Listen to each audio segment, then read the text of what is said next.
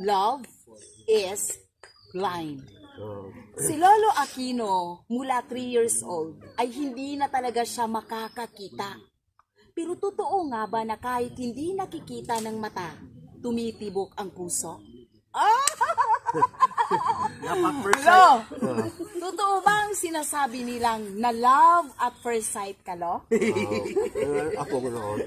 Tingala bit ako. Itong nalibog bitaw ko itong panahon na kay kuan mang. Ni ari taga na magitim ko ng kuan ako na taga magitim man. O, taga Dumaguete daw po ang kanyang iniibig. Kato kung taga na magitim mo nay bata. Miyo na may ngalan na kuan na miyo na sirna nya.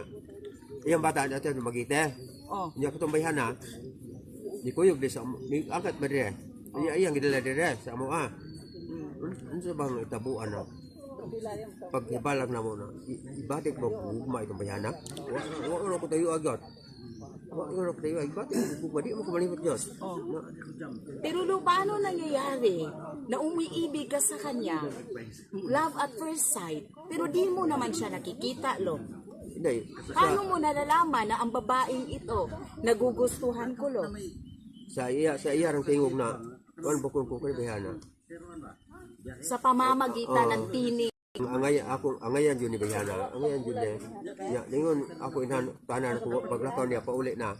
Pauli sa magita ko tanan ko inhan. Unsa itong bayana, angayan to. Sugwa pa kayo to. Oh. Sugwa pa to. Mo ba? Sugwa pa to. Mutong, nang.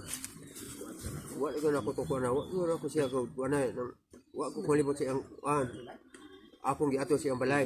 Upan sa ako inhan, o katong, ako ang silingan dire. So pinuntahan mo talaga sa bahay niya, Lo? Dito, ato ko siyang balay din sa Dumaguete, sa Kalindagan. Kalindagan beach na yung pinahanan. Ito pa. Buto pa kato na ko. Tungod sa akong gugma. Wala yung kuma. Yung hadlok, wala. Ibata yun ako. Ako ko rin yun ako dahil sa tinood. Sa ato pagyabalag to sa mga. Ano ko tayo na. Di na mo ko mo limot mo nimo. Ako ginan ba? Personal yung ako istorya. Siyang mo ba? Tinood na. Ikaw ro gina kuan sa akong nauna. Isang mag-unsa ko, di man ako di mo ko malimot Hindi nimo. na siya nawawala sa iyong isip. So mula daw po ng mga panahon na yung babae na yon dinadala ng kanyang nanay patungo dito sa bukid.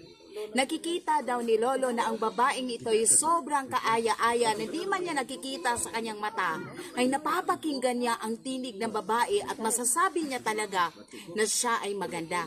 Sa tulong ng kanyang nanay, pursigido si Lolo na puntahan talaga